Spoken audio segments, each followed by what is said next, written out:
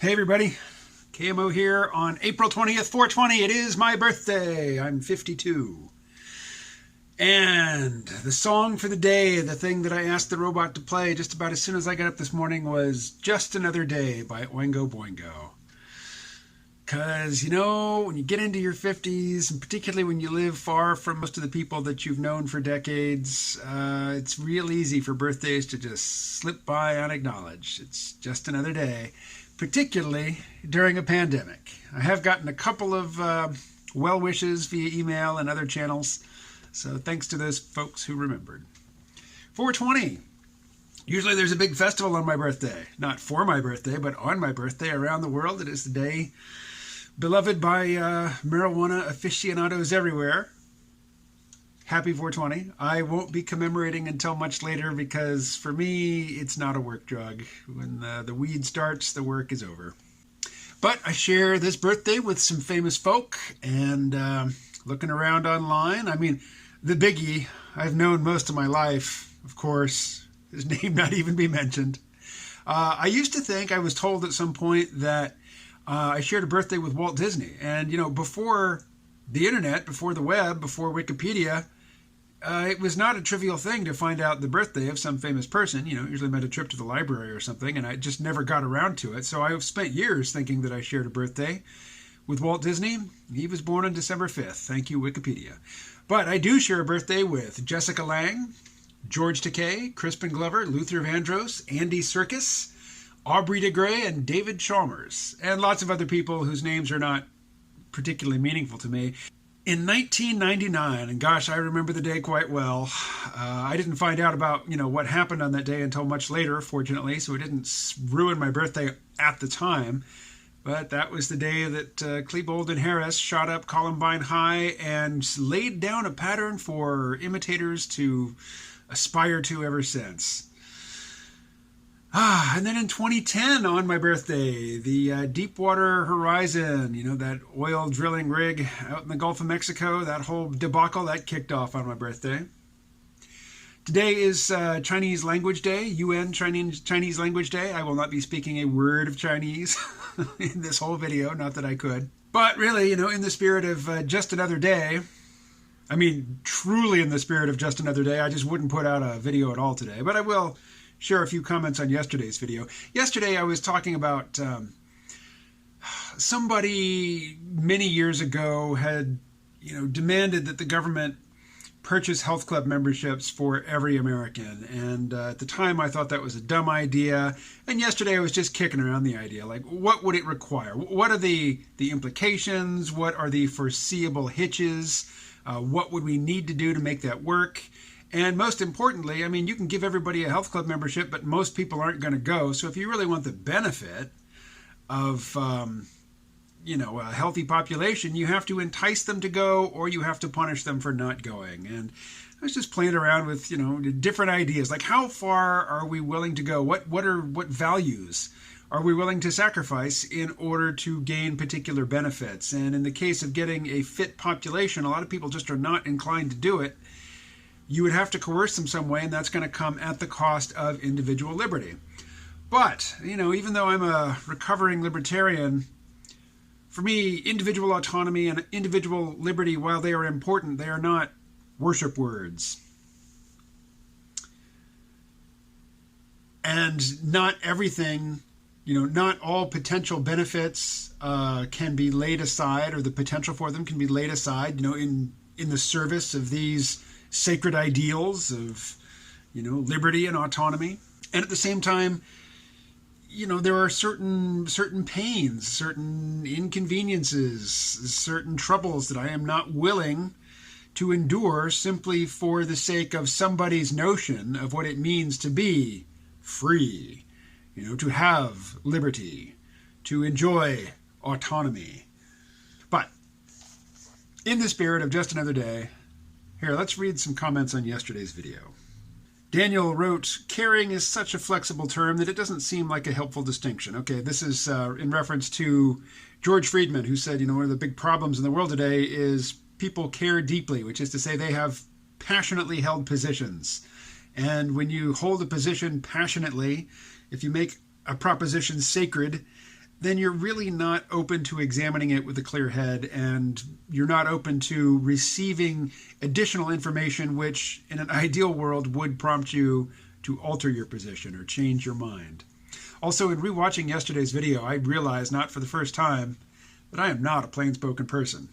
And one of the things I really admire about Joe Rogan is that if he understands a concept, he can articulate it in a very accessible, plain-spoken way.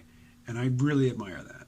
So Daniel writes, caring is such a flexible term that it doesn't seem like a helpful distinction. I care, by my definition, about all sorts of things, but also try to remain detached and open-minded about them. Maybe I'm fooling myself. I wouldn't mind some government incentives like that. Maybe one for political engagement. Go to your neighborhood, town, city council meeting and get $10. Only the federal government has the ability to pull magic out of thin air, to pull magic money out of thin air. My local village trustees doesn't have the money to pay everybody $10 to come to a meeting. In fact, a year or so ago, they all voted to not take their own pay. They're supposed to get $50 per meeting, and they all agreed, no, we will forgo that, that compensation. We're not here for the money. Horace says, I was talking about, back in, I think it was February, Richard Dawkins, in a not very well thought out tweet, basically said, yeah, eugenics is wrong, but it works. It works in the same way that, it works for dogs, pigs, horses, and roses.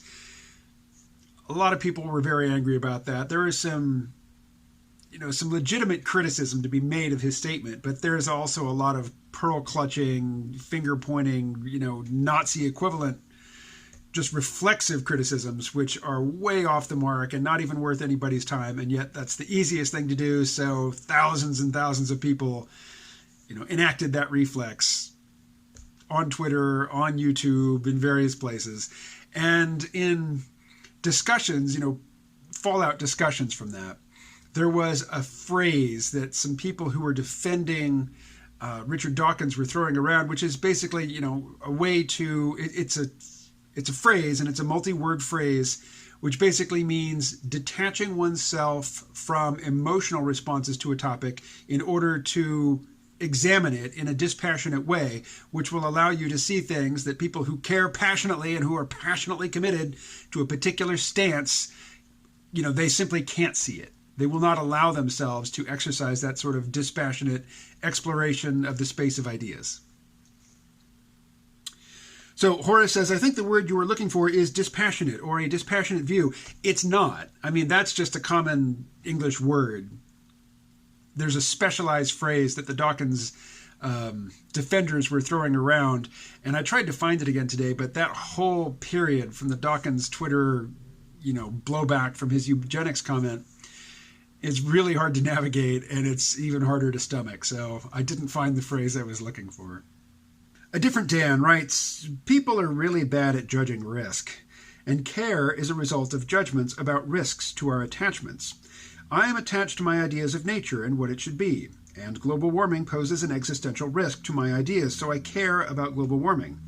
I am attached to my ideas of money and wealth creation, and global warming mitigation is an existential risk to my ideas, so I care about mitigation. They're both right, and there are solutions, but neither group wants to talk, because both groups fear that they would have to concede some of their attachments. Funny you mentioned Dawkins, because caring about religions is similar.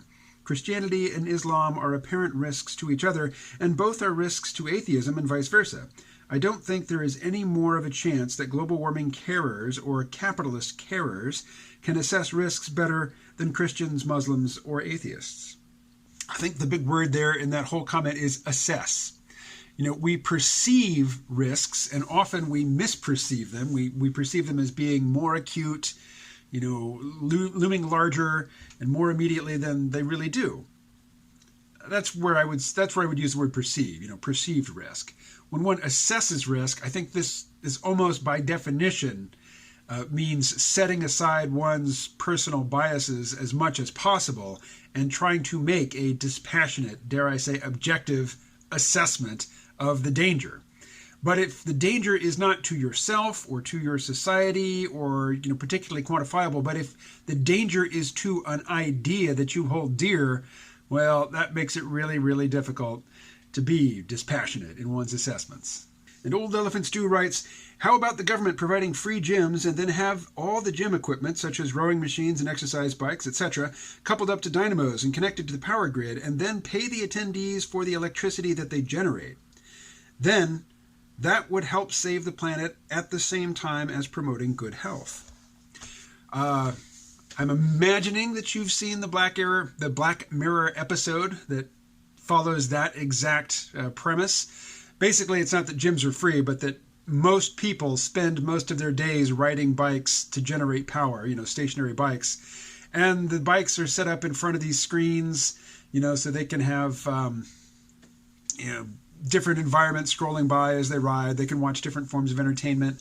They're generating merits. This is the money of the system. And they can, spend their merits on junk, just, ephemeral trivia, like new pieces of clothing or new props for their computer avatar, or to access certain programming in their off hours, or most importantly for this story, to avoid watching certain free programs. You have to pay to skip like ads. And there's a guy who's in love with this girl, and she ends up going into this talent show, and he pays for her entry fee with the merits that he has saved up, because he hasn't been spending his trivial, he hasn't been spending his merits on this trivial stuff. He's been saving it. And he pays her entrance fee, and she gets in. She wants to be a singer, but, she instead gets turned into a porn star. And he is forced to watch, an extended commercial for her debut as a porn star, and it just tears him up. But is it physically, is it conceivable that we could set up gyms where bikes are connected to dynamos, where people could go in and pedal and generate enough electricity, not only to keep the lights on at the gym, not only, generate enough electricity to be worth maintaining this facility, but actually contribute enough to the system to make it, scalable, feasible, sustainable? I don't know. I don't know if that's possible. I don't know if it's feasible. When I'm talking about, giving people access to health clubs, I say gym because that's what I think of as going and lifting weights. But, you can walk on a treadmill, you can row, you can ride a bike. Do yoga, go to a spin class. There's all kinds of stuff that people do for fitness that costs money. And it would be neat if, money were no impediment. And the goal here, from my perspective, is health. Could we generate power with that? I don't know. Don't know if it's feasible. Somebody wrote to me yesterday to wish me a happy birthday, and we got into a little email back and forth, and I mentioned that one of the things that just drives me, it doesn't drive me crazy exactly, it's just my main dissatisfaction in life these days, has nothing to do with external circumstances. It just has to do with me not making the most of the time available to me in order to get work done. And, I'm not talking about a job that I go to where I'm toiling to create wealth for somebody else. I'm talking about the sort of work that I do, which is, creating stuff, videos, podcasts, comics, whatever. And really the major blockage, it seems to me, is writing. I used to write all the time. I used to be a prolific journalist and prolific letter writer. In the early days of the internet, I was a prolific, I guess you could say, blogger. LiveJournal was my medium of choice. And in recent years, I just can't bring myself to do any sustained writing. And I don't like to state it as a fact. I can't do this. Clearly I can. I'm capable of doing it. I just don't. And it's a major dissatisfaction to me. It is probably